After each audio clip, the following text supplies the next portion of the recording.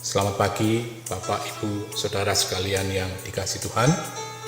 Kita sungguh bersyukur kalau pagi hari ini kita dibangunkan, disegarkan, diberikan kesempatan kembali oleh Tuhan untuk menjalani kehidupan kita. Sebelum kita mengawali segala aktivitas kita, saya mengajak Bapak, Ibu, Saudara sekalian untuk bersama-sama merenungkan firman Tuhan. Tapi sebelumnya, mari kita bersama-sama berdoa. Tuhan, kami bersyukur untuk hari yang Kau berikan. Sebelum kami memulai kegiatan kami yang lain, biarkan kami duduk di kaki-Mu, mendengarkan dan merenungkan firman-Mu. Ajar, didik, dan terus bentuk kami agar sesuai dengan kehendak-Mu. Terima kasih Tuhan, dalam nama Kristus. Amin. Bapak Ibu Saudara sekalian, saya mengajak Bapak Ibu Saudara untuk bersama-sama membuka Lukas 21 ayat yang ketiga dan yang keempat. Lukas 21 ayat yang ketiga dan keempat. Aku berkata kepadamu, sesungguhnya janda miskin ini memberi lebih banyak daripada semua orang itu. Sebab mereka memberi persembahannya dari kelimpahannya, tetapi janda ini memberi dari kekurangannya, bahkan ia memberi seluruh nafkahnya. Bapak Ibu Saudara sekalian, renungan hari ini saya ambilkan tema totalitas pengakuan dalam mempersembahkan.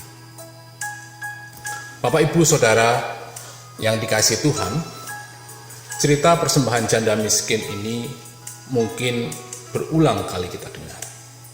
Namun demikian, cerita ini selalu menarik untuk dicermati, karena kita melihat dua perilaku yang bertolak belakang.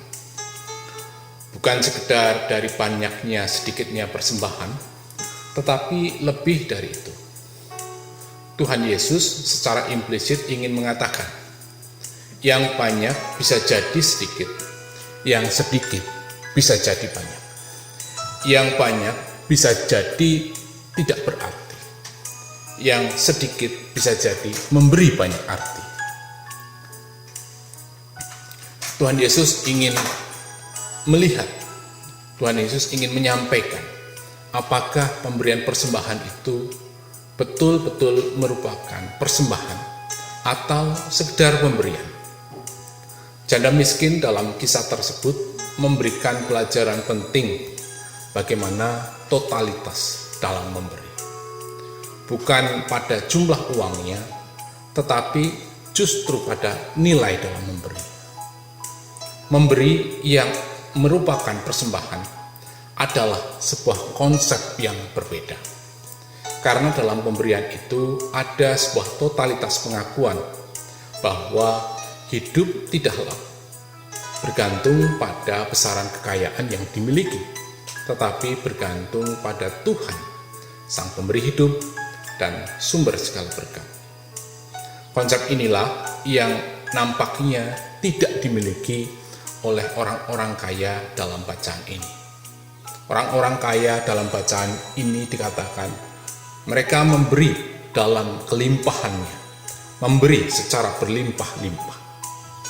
Orang-orang kaya ini bisa jadi sangat merasa nyaman dengan hartanya, sehingga ketika mereka memasukkan uang ke dalam kotak persembahan, hal ini tidak ada bedanya ketika mereka memberi kepada orang-orang miskin atau orang lain yang perlu dibantu. Saya ingin membantu Tuhan, mungkin begitu yang ada dalam benak orang-orang kaya itu. Tuhan perlu bantuan kita? Tentu saja jawabannya adalah sebaliknya. Kitalah yang membutuhkan Dia setiap saat.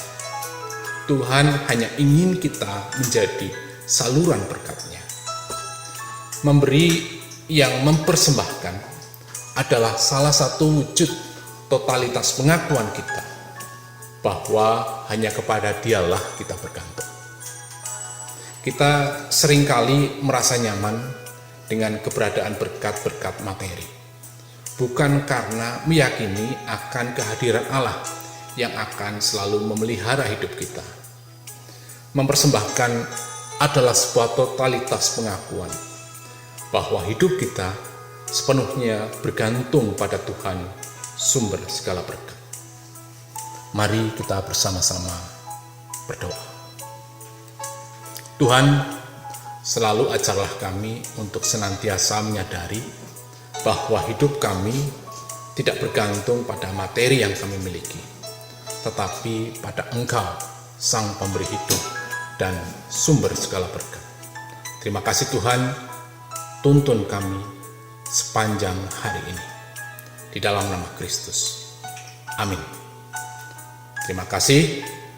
Selamat pagi, Tuhan memberkati kita semuanya.